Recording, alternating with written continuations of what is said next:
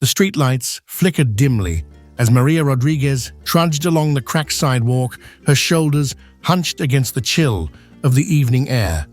At 48, the retired teacher moved through her urban neighborhood like a ghost, barely registering the vibrant graffiti adorning nearby walls or the distant laughter of children playing in a nearby park.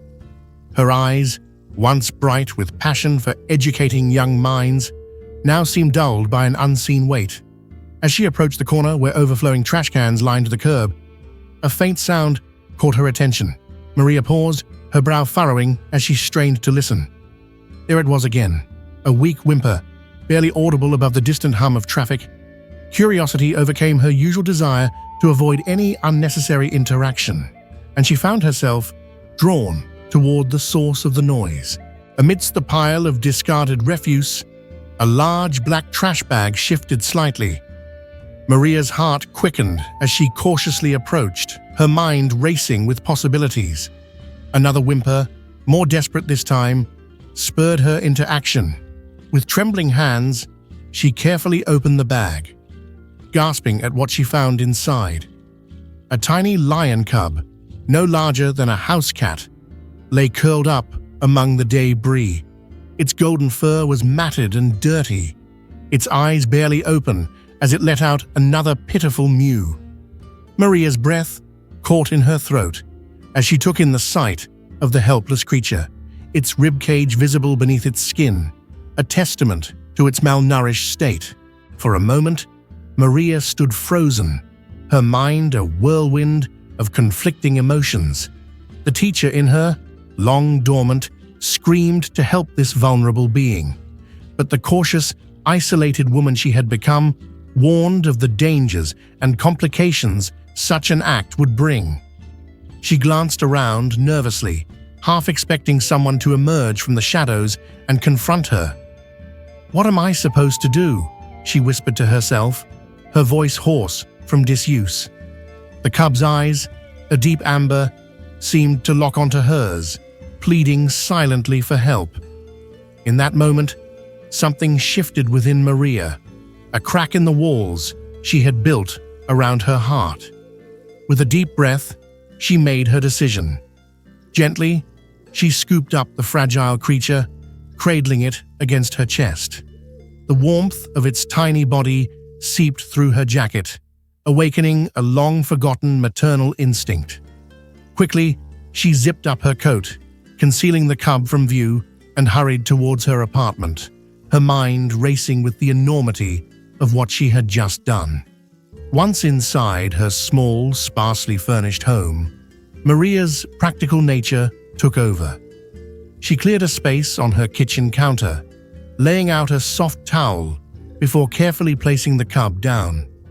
Under the harsh fluorescent light, the true extent of the animal's condition became apparent.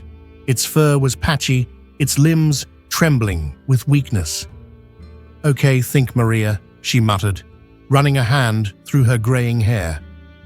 "What does a baby lion need?" The absurdity of the question almost made her laugh, a sound she couldn't remember making in years. Instead, she turned to the one thing she knew how to do: research. With shaking hands, she opened her laptop and began searching. "Baby lion care," she typed, then quickly backspaced.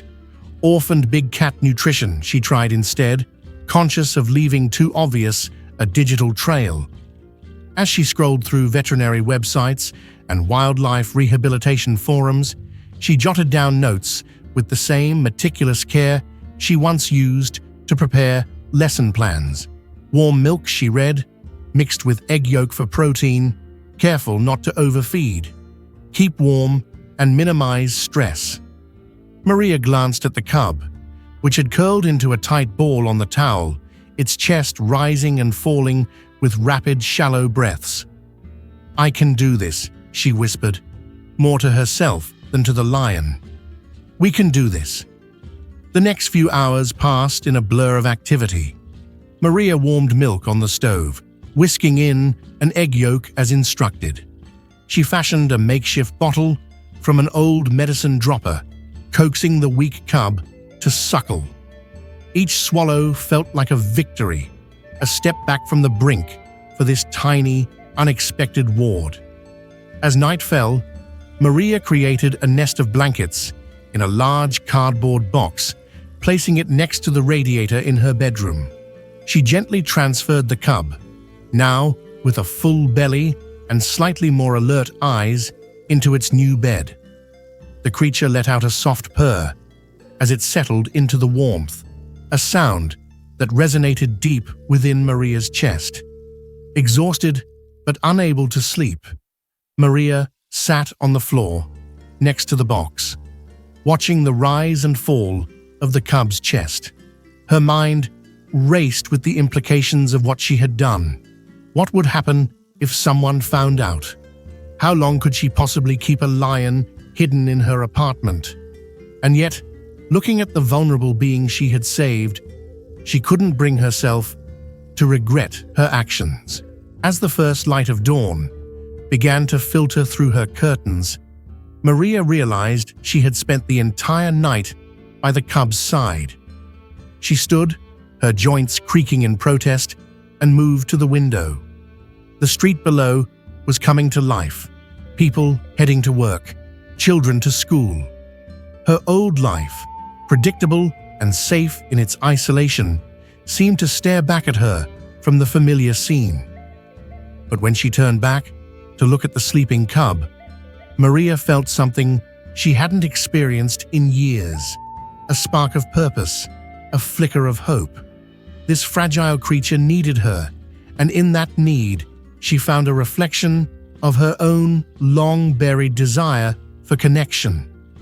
"What have I gotten myself into?" she whispered, a mix of fear and exhilaration coursing through her veins. The cub stirred in its sleep, letting out a tiny mew that seemed to answer her question. Whatever challenges lay ahead, Maria knew that her life had irrevocably changed. In saving this abandoned lion, she had taken the first step towards saving herself from the prison of her own making.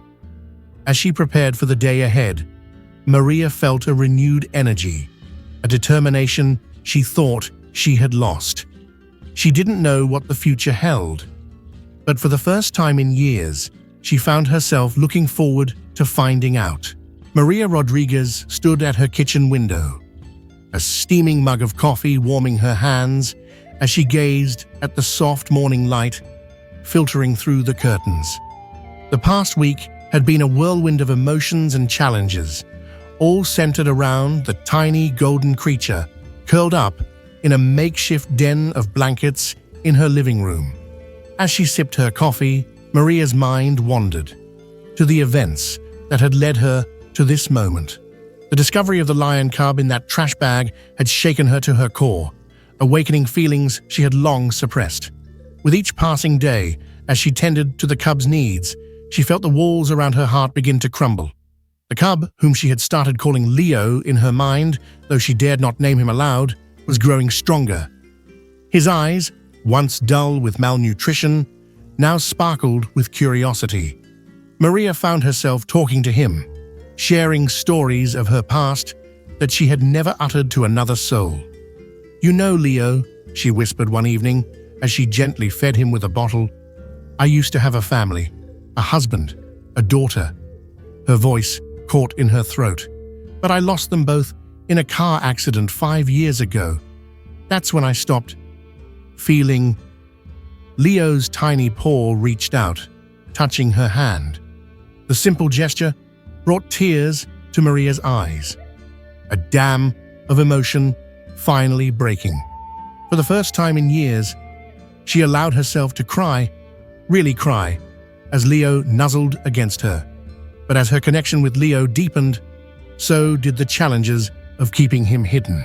Maria's trips to the local market became more frequent as she struggled to meet the growing cub's nutritional needs. She found herself concocting elaborate stories to explain away the scratches on her arms and the occasional roar that echoed through her apartment walls. It was during one of these market trips that Maria first noticed Dr. Elena Rodriguez, the local veterinarian, watching her with a puzzled expression. Maria hurried past, her arms laden with bags of meat, her heart pounding with the fear of discovery. Back in her apartment, Maria's paranoia grew. She began drawing the curtains tighter, speaking in hushed tones and jumping at every unexpected sound. The stress of secrecy was taking its toll, but the thought of losing Leo was unbearable. One afternoon, as Maria sat on her couch, reading a book on big cat behavior, a knock at the door nearly caused her to jump out of her skin. She quickly ushered Leo into the bedroom and closed the door before answering. Dr. Elena stood in the hallway, a concerned look on her face. "Miss Rodriguez, I hope I'm not intruding, but I wanted to check on you. You've seemed different lately." Maria's mind raced as she forced a smile. "Oh, I'm fine, doctor. Just been a bit under the weather." As they talked, a muffled thump came from the bedroom, followed by a distinctive mewl. Dr. Elena's eyes widened. "Miss Rodriguez, what was that?" Maria's heart pounded as she scrambled for an explanation. "Oh, just the television. I must have left it on." Dr. Elena's expression hardened. "Maria, I'm a veterinarian. I know what I heard. What's going on?" In that moment, Maria felt the weight of her secret crushing down on her. She looked into Dr. Elena's eyes and saw not judgment, but genuine concern. With a shaky breath, Maria made a decision that would change everything. I have something to show you," she said, her voice barely above a whisper. She led Dr. Elena to the bedroom and slowly opened the door. Leo was there, perched on the bed, his golden eyes wide with curiosity. Dr. Elena gasped, her hand flying to her mouth. "Is that a lion cub?"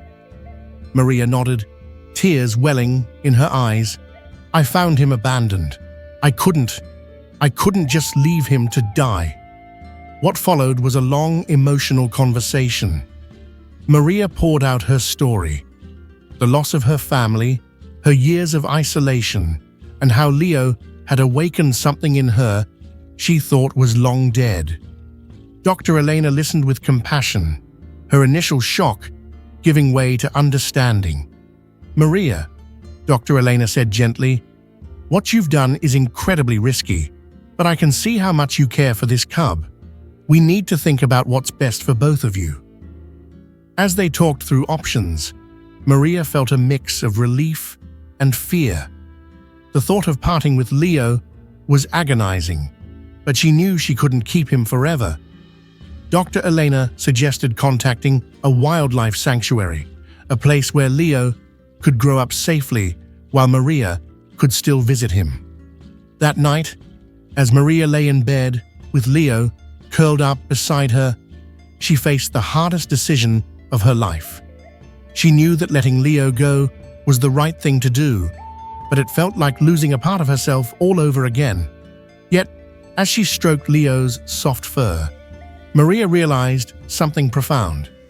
This little lion had given her a gift, far greater than companionship. He had reminded her of her capacity to love, to care, to feel. In saving Leo, she had begun to save herself. With tears in her eyes and hope in her heart, Maria made her choice. She would give Leo the life he deserved, even if it meant letting him go. And in doing so, she would take the first step on her own journey of healing and rediscovery. As the first light of dawn crept through the window, Maria hugged Leo close, whispering a promise. "We'll face this new adventure together, little one, and no matter where life takes us, you will always be the one who brought me back to life." If you were touched by this incredible story, don't forget to like the video and subscribe for more heartwarming tales. Your support helps us share more inspiring moments.